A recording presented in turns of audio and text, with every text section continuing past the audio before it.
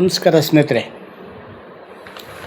ನಮ್ಮದು ಶ್ರೀ ಸಪ್ತಗಿರಿ ಮನೆ ಮತ್ತು ಚಾನಲ್ ಇದೆ. ಅದರ ಮುಖಾಂತರ ಪ್ರತಿನಿತ್ಯ ಒಂದೊಂದು ಎಪಿಸೋಡನ್ನು ಕೊಡ್ತಾಯಿದ್ದೀವಿ.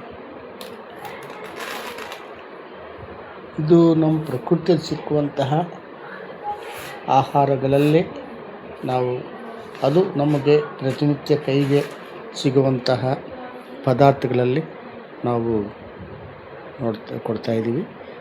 ಪ್ರತಿಯೊಬ್ಬರು ನೋಡಿರಿ, ಇದನ್ನು ನೋಡಿ ಲೈಕ್ ಮಾಡಿ, ಶೇರ್ ಮಾಡಿ, ಸಬ್ಸ್ಕ್ರೈಬ್ ಮಾಡಿ. ಸ್ನೇಹಿತರೆ, ನಿಮ್ಮ ಒಂದು ಲೈಕನ್ನು ನಮಗೆ ಪ್ರೋತ್ಸಾಹ ಕೊಟ್ಟಂಗಾಗುತ್ತೆ.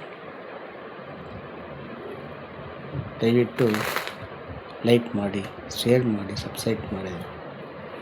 ಸ್ನೇಹಿತರೆ, ಇದು ಪೆಪ್ಪರ್ ಸೀಡ್ಸ್, ಕರಿಮೆಣಸು ಅಂತ ಇದೆ. ಈ ಕರಿಮೆಣಸು ಎಲ್ಲಿದೆಯೋ ಅಲ್ಲಿ ಲಕ್ಷ್ಮಿ ನಿವಾಸ ಆಗುತ್ತದೆ.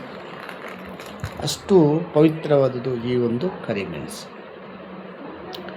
ಇದರ ಉಪಯೋಗಗಳು ಬಹಳ, ಒಂದೆರಡಲ್ಲಿ ಬಹಳವಾಗಿರ್ತದೆ.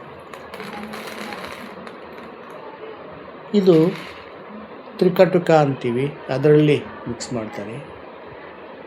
ಮತ್ತು ಮನೆಯಲ್ಲಿ ಕೆಲವು ತಿಂಡಿಗಳಿಗೂ ಇದನ್ನು ಉಪಯೋಗಿಸ್ಕೊತಾರೆ. ಮತ್ತು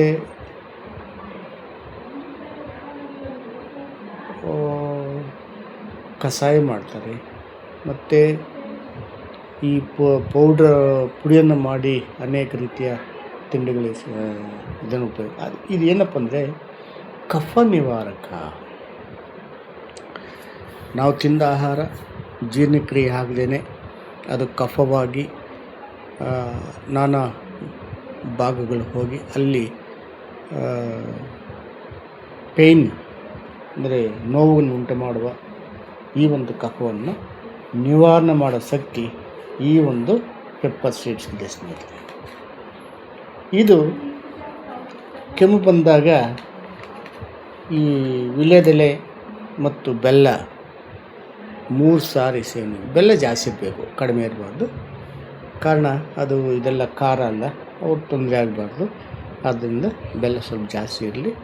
ಬೆಲ್ಲ ಮತ್ತು ವೀಳ್ಯದೆಲೆ, ಕರಿಮೆಣಸು 4-5 3 ಹೊತ್ತು ಬೆಳಗ್ಗೆ ಮತ್ತು ಸಾಯಂಕಾಲ ಸೇವನೆ ಮಾಡ್ತಾ ಬನ್ನಿ. ಕಫವನ್ನು ಕರಗಿಸುವ ಶಕ್ತಿ ಈ ಒಂದು ಪೆಪ್ಪರ್ ಸೀಡ್ಸ್ಗಿದೆ. ಮತ್ತು ಈ ಅತಿ ಉಷ್ಣತೆ ಸ್ನೇಹಿತರೆ, ಮುಂದಿನ ಭಾಗದಲ್ಲಿ ಇದರ ಒಂದು ಮಹತ್ವವನ್ನು ತಿಳಿಸ್ಕೊಳ್ಳಲಾಗುತ್ತೆ. ಇದನ್ನು ನೋಡಿ ಲೈಕ್ ಮಾಡಿ, ಶೇರ್ ಮಾಡಿ, ಸಬ್ಸ್ಕ್ರೈಬ್ ಮಾಡಿ. ಎಲ್ರಿಗೂ ನಮಸ್ಕಾರ ಸ್ನೇಹಿತರೆ.